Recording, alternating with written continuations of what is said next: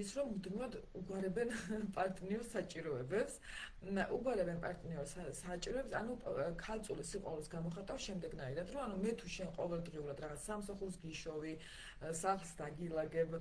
ყოველდღიურ საჭიროებს, ანუ პრაქტიკული ვიქნები შენთვის, გამოსადეგარი ყოველდღიურ ცხოვრებას შეგიმსუბუქებ, მაგრამ აქ შეიძლება ქალწულს დაავიწყდეს, ანუ გრძნობები და ემოციები, ანუ მარტივად სიყვარულის გამოხატვა და მთლიანად ანუ საქმის გავლით გამოხატავდეს სიყვარულს, რაც ასევე ქალწულისთვის კარგი იქნება, ანუ დასაბალანსებლად, რომ აი ამ ყოველდღიური საჭიროების გარდა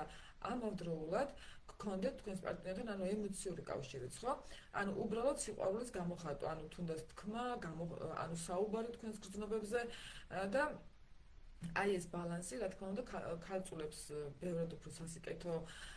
სიახლეს მოუტანს პარტნიორულ ურთიერთობებში, ვიდრე მაგალითად მე შეიძლება რაღაცა პროტესტი უჩნდებათ ქალწულებს, რომ აი მე ამდენს ვაკეთებ, ის არ მიბრუნებს, მაგრამ რეალურად ის